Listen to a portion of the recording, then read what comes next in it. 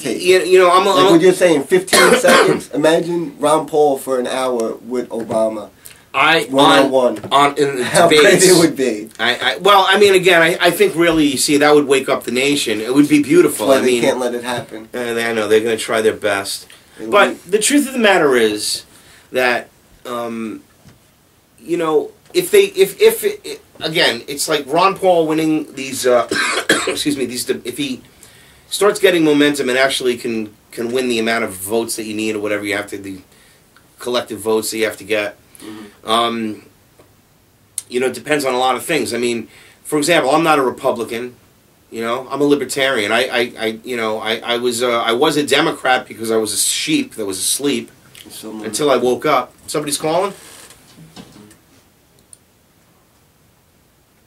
Who's this? Let's see. I don't know if I can. Well, I know the world. I don't want to lose. I don't want to lose the Skype. Well, a lot of us here in We Are Change, Connecticut, we all switched over to Republican, so we could, because you have to be Republican to vote in the Republican primaries for Ron Paul. Yeah, it's insane. Like, I can't even believe that I wrote that. I actually am. I am a Republican, but I'm not a Republican. Believe me. I mean, we're doing it for Ron Paul. We're doing it to help in April. See, you have to have this time period of time. So yeah, April you'll be able to have the primary. He's going to go all the way as far as, you know, whether or not he'll get the nomination. I don't believe it's probable that he's not. I mean, but let's try. You know, give him the best effort. And then what am I literally going to do? The minute that I vote, I'm going to change back to Libertarian. Mm-hmm. And then whatever happens, and I think what's going to happen is he's going to run as an independent. And if he doesn't get, he's definitely going all the way. There's no doubt about it. He will be on the ballot come November. There's no doubt about it. Yeah. If he has the Republican next to his name, there's a good chance he's going to win. Yes, a much better chance, because even the sheep, the Republican sheep, will vote for him too. You know, so he'll catch up. You know, on that.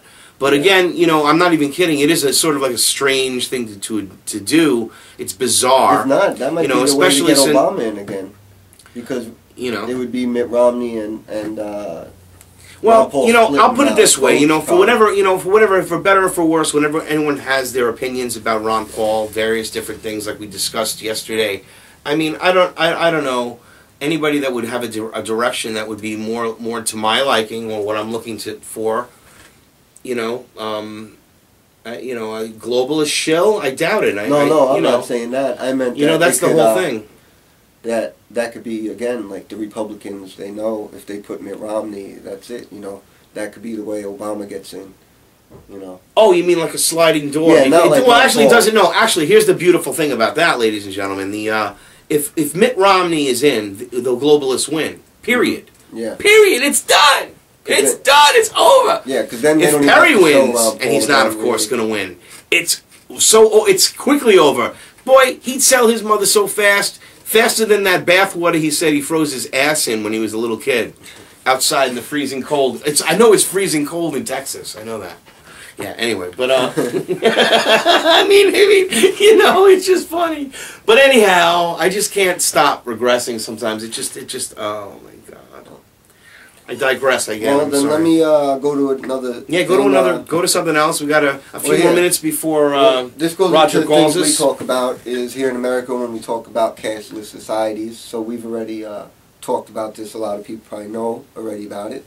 Well, right here is India implements first biometric ID program for all of its 1.2 billion residents. Hi-yo! Here we go. We got your tattoo for you. It goes in there. Over the past few months, I have written several articles. This is Brandon Tuberville. Several articles dealing with the coming cashless society and the developing technological control grid. I have also written about the surge of government attempts to gain access to and force the use of biometric data for the purpose of identification, tracking, tracing, and surveillance.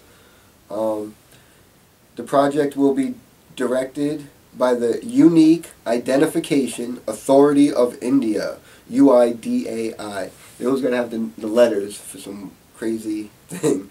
Unique Identification Authority of India. That's the... A UDAI. We're going to give you a UDAI. Under the premise of providing, of course, the premise of preventing identity theft Very big problem of identity theft in India. Yes, it is. So, yes, big problem. Here it is, 1.2 billion people, which is a lot more than America has, and they think they're gonna have no problem doing it. They got a picture of a girl holding up a card right there. Yeah, she's loving it. You know, so 1.2 billion ready to be cashless in India, which is basically not that there's no cash. There's no physical cash. It's just on. This is like looks like a card, or they call it biometric ID. But over here we talk about the FRID chips. That's like the same high thing. tech. It's just a higher tech. This is just the low tech version. Yeah. Where they'll just one day their little card won't work. Oh, I've been enslaved. Oh. Yeah. Again, you piss off the government. They just shut off your thing. They shut off your water. They shut off your everything. That's what they did. One of these 1.2 billion people, they don't like. They say something that India don't like. Well, we turn off your ID. Or it's horrible. It's can't horrible. go food shopping now. I mean, it's like, I swear, it's like living in the Twilight Zone, Vinny. I mean, every single day, and it just... And nobody pays attention to it. It is a world order. Oh, yeah. Oh, of course. That's why it's called the New World Order. Speaking of a world order, this is Eustace Mullins' World Order. I'll spend the next few minutes going over this. Now, Eustace Mullins was basically... it's huge. It's a lot, and I got it off the internet, and this is Eustace Mullins. He was a researcher. He worked for the government. He was a deep researcher. Exposed many things, like about the ties of government to bankers and starting war. Deeper than that, one of the deepest of the deep. Totally understood what was going on. This book was written in 1985. It can be obtained online for free as a PDF, and then I just printed the PDF. It's free PDF. You can get it. It is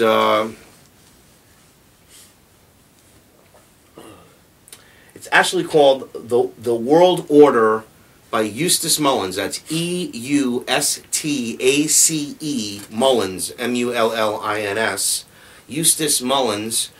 And when you read it, it's unbelievable. It tells you all about what they've done, these criminals, from the beginning of time. Just like the Rockefeller files goes over more of by Gary Allen, goes more over the details of the current, this century. The world order goes back to the beginning. It also brings connections between the corporations. It ties them together with links that you'll see that is incredible. I'll go over a couple of things, but just to show you the beginning of it, is the idea is that who is Eustace Mullins? Well, he's a tremendous researcher, and these are his own words. My search for the names and addresses, and this is what's in here, literally the names and addresses of the New World Order rulers, of the Rockefellers, the Rothschilds, and literally of the world, became a medieval quest to find the Holy Grail. So that's the idea, is to find the secret rulers, you have to go after those that sought the Holy Grail. So it goes back to the Illuminati. And he was, there's great stuff on YouTube. Go to YouTube, Eustace Mullins, World Order. You'll see him talking about it in his own words. Tremendous secrets that were revealed in writing. He got all his information from the Library of Congress. He got all of his stuff from government documents. All transactions from the government spending, paying, who they paid, where they got paid from. That's all documented in this work. It's incredible. I'll give you just a quick example. Let's talk about it. It looks like they're talking about Rockefeller right here. I just opened up to 109. Any page, huh? Page, yeah, pretty much any page. 108. Here, let's go. All right. On page 108 of the World Order, it states, Eustace Mullins writes, after the Federal Reserve Act had been passed by Congress and signed into law by President Woodrow Wilson, 6 New York banks controlled the Morgan Standard Oil Group, and they bought controlling interests of the Federal Reserve on the Bank of New York, which they have held ever since. The May 19, this is from 1985, by the way, and it's still the same.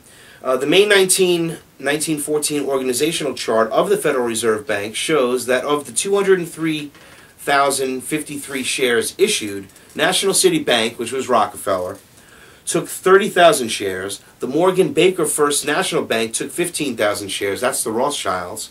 These two banks merged into the present Citibank, which of course ended up, you know, what happened to Citibank, bailout bank. The ever-present Citibank in 1955, giving them 1/4 of the shares in the Federal Reserve Bank of New York. The $134 billion Citicorp is now the largest bank in the U.S. Now, see, that's how it was in 1985. Yeah. Think about what it is now. Right. Think about that.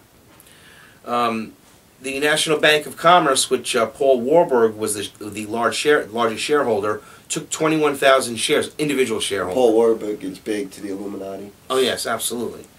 Took 21,000 shares. Hanover Bank, manufactures Hanover again, which I think, I don't remember exactly what it merged into, but it's no longer in existence. I don't think it went out. I think it was eaten up like with the Marine Midland and all of those banks, which were all underlyingly Rothschild banks, but they changed. Oh yeah, it says it right here. I'm sorry. So yeah, the National Bank of Commerce, yeah, the U.S. National Bank of Commerce, which Paul Warburg was a large shareholder, took 21,000 shares. Hanover Bank, manufactures Hanover, of which Lord Rothschild is a director, took 10,200 shares. National Bank took 6,000 shares. Chemical Bank took 6,000 shares. Now, Chemical Bank again went out. Chemical was also Rockefeller's chemical interest, the petrochemical industry. Again, so these 6 banks in 1914 owned 40% of the stock of the Federal Reserve Bank of New York. The Federal Reserve System printed out shareholders by July 26, 1983, showed that they now owned 53%. So now, if we talk now that the Federal Reserve, we know so each year, is a corporation, yeah, right? And a corporation that has stock, we all know the majority holds really controls the company, right? Yes. Yes. So but if you own most of the... Keep that thought, but okay. I don't want to lose this. Okay. It goes back to this philosophy of the Federal Reserve taking 1% of the gold every year for 100 years till they own all the gold. By 1914, they owned 40% when it started. So it took them from 100 years to get the 60%. Because now they're at that point where it's just about half all the gold, the 1% a year. But look how it increased. From 1914, they owned 40%, to 1983, they owned 53%. Now that was 27 years, 28 years ago, going on 29 years ago, 30 years ago, right? Okay, so 30 years ago. I'd have to check what the actual holdings are. We'd have to do a little more research. But I guarantee you it's in the 85 percentile. 75. Now I think China, right, has a lot of it. Yeah, well now China's got but they took a piece of it, but they still have their it's just, But still, yeah, they still own the other part, basically, right? Exactly. They own at least 53%. Majority interest, no matter how you look at it. Yeah. If you have more stock. Even at 40%, it was. Because the others, no one had a majority amount. Because they kept it that way. Very incredible. You got to read this book. It's unbelievable, and it just keeps going. Let's just keep going because I'm sure we'll be getting a call from Roger any minute now. The New York Times, September 3rd, 1914, at the time the Federal Reserve stock was being sold, showed the principal stockholders of these banks as followed. National City Bank, 250,000 shares, of which John Stillman owned 47,000. J.P. Morgan and Company, 14,500. William Rockefeller, 10,000. M.T. Pine, actually I have his, oh my goodness, yeah. M.T. Pine, 8,267. A lot of Rockefellers. J.D. Rockefeller, 1750. J.S. Rockefeller, W.A. Rockefeller. But here's the thing. You start adding up these because they give up their personal ownership as well, technically. But they'll utilize through giving away money to foundations that they control to say, well, we don't have that much money. That's the way they keep it hidden. They keep their money hidden, right? But in this case, they did actually take initial shares in this of the original Federal Reserve in 1914, and right outwardly, look how many they have. But you add them up. So William Rockefeller took 10,000 shares. J.D. Rockefeller took 1,700 shares directly. And the foundations all bought shares. Jacob Schiff bought 1,000. That's the Schiff. That's Peter Schiff, the Schiff family.